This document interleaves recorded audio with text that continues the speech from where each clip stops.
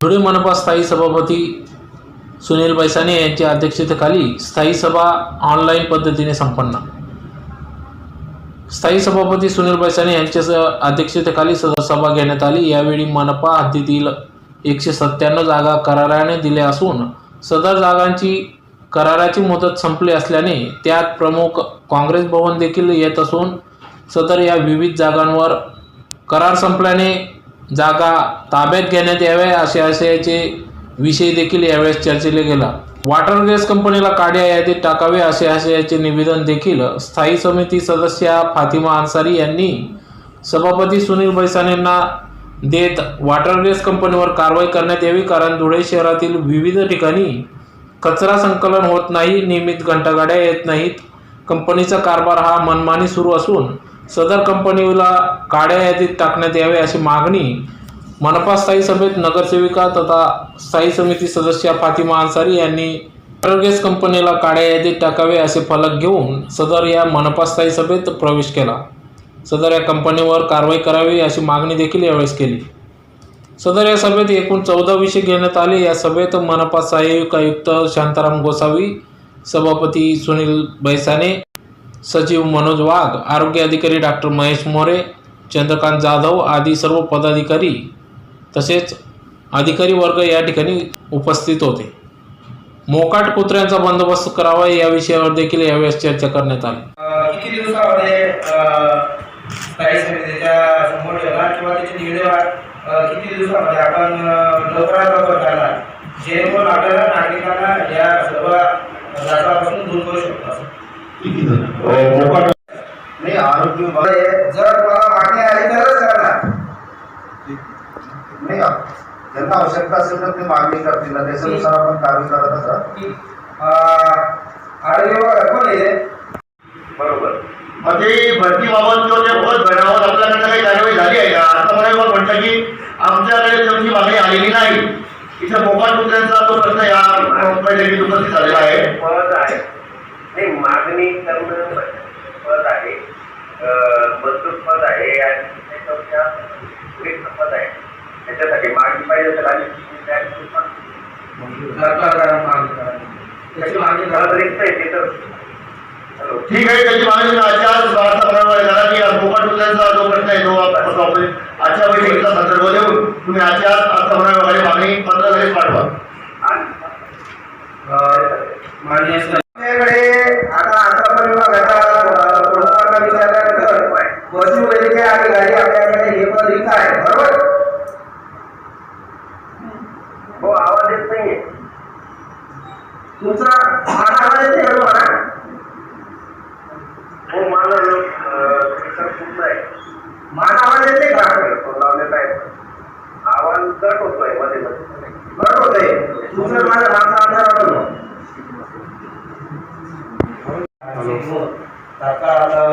प्रशासनावर काय करणार किंवा कशा पद्धतीने लवकरात हा विषय गंभीर आहे। नागरिकांच्या आरोग्याच्या दृष्टिकोनातून त्यांनी जे काही आता एकूण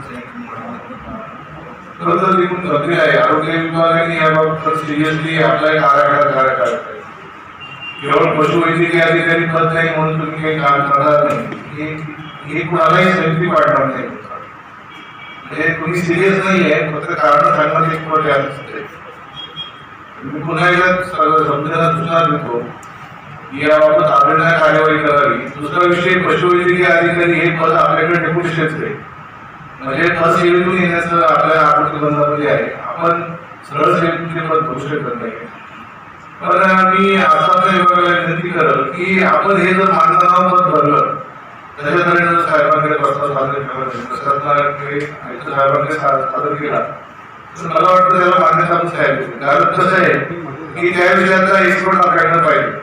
आमच्या काही सूचना करतो की आपण या तऱ्हेने असा प्रस्ताव सादर करा किंवा बस सेवेतून पण असल्यामुळे आपल्याला कोणी काही आलेलं नाही, त्याच्यामुळे तात्पुरतं 6 महिन्याकरिता मानधनावर एक पद तुम्ही सादर करा। दुसरी गोष्ट अशी आहे की जाधव तुम्ही सांगितले की कर्मचाऱ्यांची मर्यादा आहे, मान्य कर्मचाऱ्यांची मर्यादा आहे, याच्यामध्ये आपण काही पर्याय उपाययोजना करणार नाहीये आणि आपण शांत बसणार आहोत हे चुकीचं आहे। तर हे सगळं काम आउटसोर्सिंगच्या माध्यमातून कसं तातडीनं करता येईल याकडनं इतर महापालिकांमध्ये काय काय कामं चालू आहे आउटसोर्सिंग याबाबत तातडीनं तुम्ही थोडी माहिती घ्या. आणि मी सभागृहाला समितीला अवगत करू इच्छितो की येत्या 15 महिन्यामध्ये हा विषय आणि निविदेच्या माध्यमातून मार्गी लावायचा प्रयत्न करू.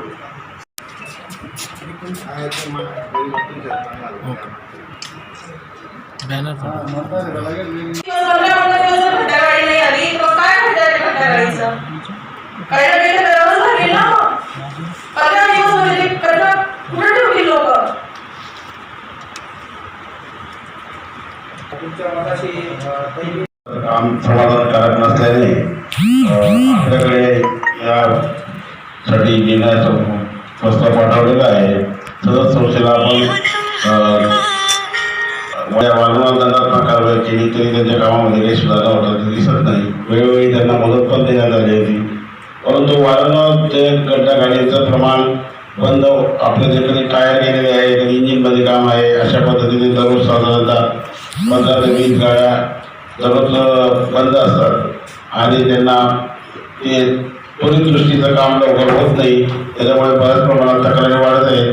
आणि त्या तसेच नियम 2016 कचरा व्यवस्थापनामध्ये जे सेग्रिगेशन झालं पाहिजे, 100% कलेक्शन झालं पाहिजे, त्या नियमाचं उल्लंघन होत आहे. म्हणून आपण त्यांना नोटीस देऊन त्या बाबतीत कारवाई करत होतो.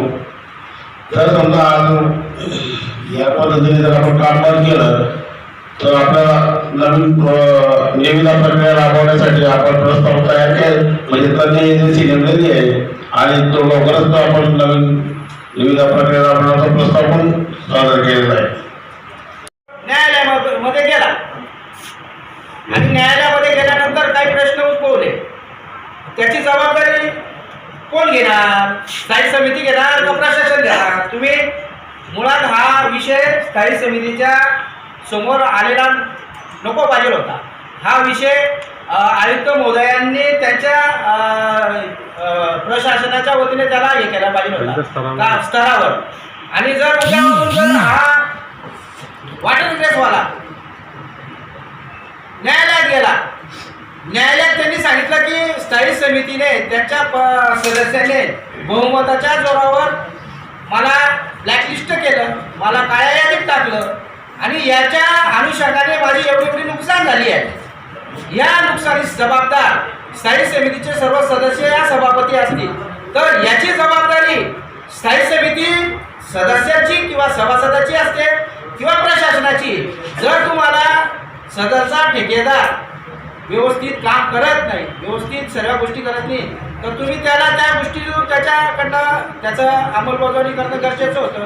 हा तुम्ही तुमच्या स्तरावर हे करायला पाहिजे होता, परंतु त्या पद्धतीचं झालेलं नाही आहे.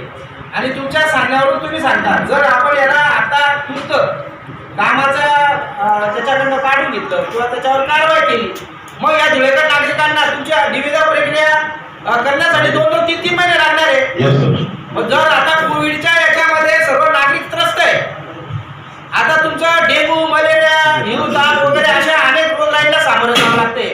आणि जर या सगळ्या गोष्टी जर करत असताना महानगरपालिकेचं मोठं दायित्व आता आलेले, सर्व धुळेकर नागरिकांच्या याच्या बाबतीत तक्रारी आहे आणि तक्रारी करत असताना आणि त्याची निवारण करत असताना आता जबाबदारी तुम्ही स्थायी समितीच्या समोर ठेवून दिलेली.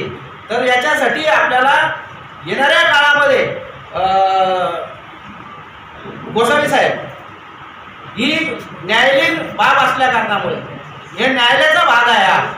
याच्यामध्ये न्यायालयाच्या काही गोष्टी येऊ शकतात पुढे आणि तो जर सदरचा ठेकेदार न्यायालयात गेला तर सर्वच गोष्टी अडचणीच्या होणार आहे. म्हणून मला सखोल याच्याबद्दलचं ज्या आपल्याला उणिवा आहे त्या काय ज्या असतील नसतील त्या आपल्याला करणं गरजेचं आहे. आणि धुळेकर नागरिकांना आरोग्याच्या दृष्टिकोनातून स्वच्छता राखणं गरजेचं आहे. स्वच्छ संरक्षण अभियान आणि वसुंधरा अभियान हे धुळे शहराच्या दृष्टिकोनातून आणि महानगरपालिकेच्या हिताच्या दृष्टिकोनातून अत्यंत महत्त्वाचं आहे. म्हणून सर्व आमच्या सन्मान्य ताई यांनी वाटलेल्या काळ्या यादीत टाकून आपला हा प्रश्न सभापती या नात्याने जर त्यांनी आपल्याला काही दावा जर ठोकला, हा प्रशासनाचा भाग आहे. प्रशासनाने त्यांच्या लेवलला हा निर्णय घेतला गेला पाहिजे. प्रशासन याची अंमलबजावणी करते. महाराष्ट्र शासनाचा आदेश आहे, अध्यादेश आहे, GR आहे. त्या GR मध्ये क्लिअर मेन्शन आहे. त्या GR मध्ये असं म्हटलं आहे, सदरचा घन व्यवस्थापन समितीची अंमलबजावणी आयुक्त साहेब यांनी करायची आहे. जर त्या कचरा ठेकेदाराच्या बाबतीत वेळोवेळी जर तुमच्याकडे जर तक्रारी असतील, त्या बाबतीच्या समस्याबाबत निराकरण होत नसेल, तर सदरच्या ठेकेदाराला कुठल्याही पद्धतीचं बिल अदा करण्यात येऊ नये, अशा पद्धतीचं शासनाचा जे आहे. पहिल्या आपण ज्यावेळेस त्यांना बिल अदा केलं, त्या बिल अदा करण्यामध्ये पहिल्या बिलामध्ये काय केली आहे, या सर्व गोष्टीचा आपल्याला पुढच्या स्थायी समितीमुळे आपल्याला तो विषय आणायचा आहे. आणि याच्यामध्ये धुळे महानगरपालिकेतील वॉटरलेस या संस्थेच्या घनकचरा संकलन व वाहतुकीचे काम देण्यात आलेले आहे. सदरच्या कामात निविदेतील अटी शर्तीचे वेळोवेळी भंग केलेले असून दंडात्मक कारवाई करूनही संस्थेच्या कामात सुधारणा होत नाही. सदर संस्थेत काळ्या यादीत टाकण्याबाबतचा प्रस्ताव प्रशासनाने सादर केलेला आहे. सखोल चर्चेआधी संबंधित संस्थेचे काम असमाधानकारक असल्यामुळे सदर संस्थेकडून 31 डिसेंबरच्या आत प्रशासनाने पर्यायी व्यवस्था करून संस्थेकडून काम काढून घेण्यात यावे. घनकचरा संकलन वाहतूक करण्याकरता शहराचा भौगोलिक रचना व कचरा निर्मिती याचा सखोल अभ्यास करून नवीन निविदा प्रारूप तयार करून येत्या 15 दिवसाच्या आत नवीन निविदा प्रसिद्धी करण्याकरता कारवाई करण्यात यावी. सदर संस्थेस काळ्या यादीत टाकण्याबाबतचा सविस्तर प्रस्ताव समितीपुढे सादर करणे अपेक्षित आहे. परंतु सादर केलेल्या अहवालाचा विचार करता संबंधित संस्थेस वरिष्ठ प्राधिकार किंवा उच्च न्यायालयाकडून स्थगिती मिळण्याची शक्यता नाकारता येत नाही. त्यामुळे सदर संस्थेच्या कामकाजाचा सखोल चौकशी मान्य आयुक्त साहेब यांच्या अध्यक्षतेखाली करण्यात यावी. आयुक्त साहेब यांनी सखोल चौकशी अहवाल व पुरावे व शिफारशीसह काळ्या यादीत टाकण्याचा प्रस्ताव स्थायी समितीपुढे सादर करण्याबाबत कार्यवाही करण्यात यावी. आणि सदरच्या संस्थेला